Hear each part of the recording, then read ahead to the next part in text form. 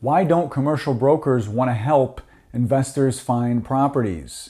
I'm Tim Diesel, I'm a commercial real estate consultant. And today I'm going to be answering a question that I receive many times. And it's, if you're a commercial real estate broker, why don't you want to help investors find properties? And the answer might surprise you, but I'm going to put it in a way that it's going to make a lot of sense. Suppose you're looking for a 3-bedroom, 2-bath house somewhere in Montana, I don't know, wherever. Well, if you have to move in, 3 to 6 months, you're going to talk to a real estate agent and you're going to say, this is what I'm looking for. I'm looking for a 3-bedroom, 2-bath, 2-car garage, whatever. Really nice place next to a good school district. Okay, in the residential world, and I've talked about this many times, there's an MLS system of some kind. I don't know what it's called in your city, but bottom line is it's MLS. Zillow, Realtor, whatever those websites are.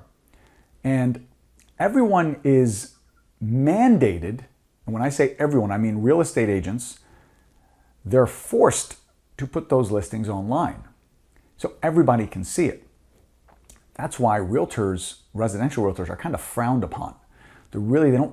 It's very hard for them to convince their worth to their clients. Now, I'm not saying anything about them. I love all realtors. I'm just saying a lot of people using a realtor, they'd rather not if they didn't have to, right? They don't want to pay them all their money. Because you could just go online and find the properties.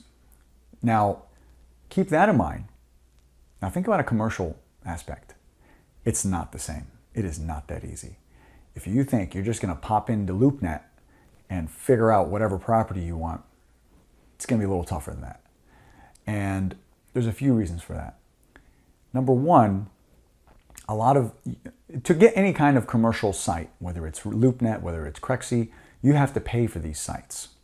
A lot of realtors don't pay money for these sites. They just don't. So the issue becomes, if you're the listing commercial broker, not everybody can see your properties, right? There's going to be some kind of vague communication there at some point. It becomes tougher. Now, let's suppose you are looking for, a small little warehouse, and you have a electrical contracting business, and you need 5,000 square feet, whatever it is. Well, the first thing you're going to do is you're going to go online and try to do a search. Here's the problem. There's 1 or 2 websites that you can do those searches on. Like I said, it's LoopNet, maybe Crexy. There is no unified standard that every commercial broker has to use. You don't even have to use the listing websites. You're not even required to put it in MLS. Sometimes they do, sometimes they don't. If you look in your MLS, maybe you'll find more commercial listings. In my area, you find very few. I'm not going to say you don't, but you find very few.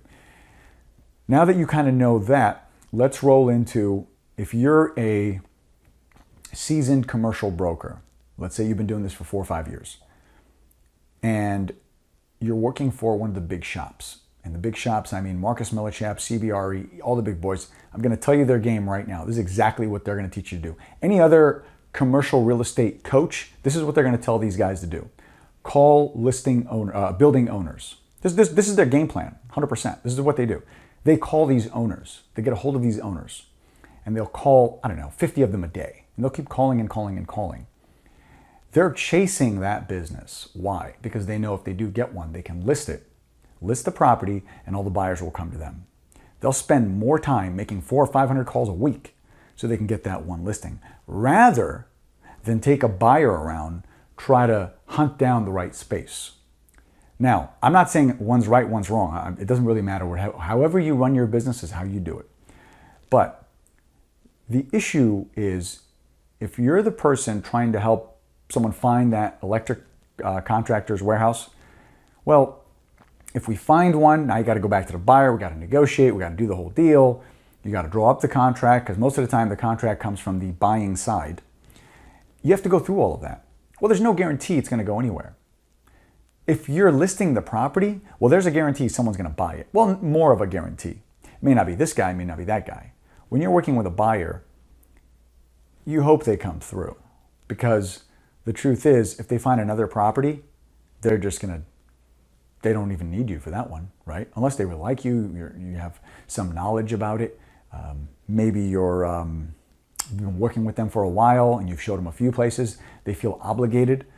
But many times it's difficult for an investor to call a broker and say, listen, I need you to work for me for 6 months for free because you're not going to get paid unless I close the deal. And to make things better, I'm going to ask for owner financing and I'm going to ask for all kinds of terms that I hope they accept. Most of the time they won't accept. And I have to put in about 20 to 25 offers before one of them kicks in. And you're going to get paid at closing. But I got to figure this out because I don't want to put any money out of my pocket. You see the conversation? So this is a real tough thing to get over. And you got to figure out in a way that there's a lot of commercial brokers that can help you, but if they don't get paid, most of the time they won't. Now, here's what I have found. Depending on if they know of properties that are coming up, they'll give you the inside track once in a while, but they're not necessarily going to take you all over the place for months and months and months. But that's the reason. That's the reason. They like to help more sellers, more on the listing side than the buyer side. I have a feeling that when the market does turn around, that'll flip-flop back over. But I hope that was helpful, answered your questions. If you have anything else, please let me know. Thank you.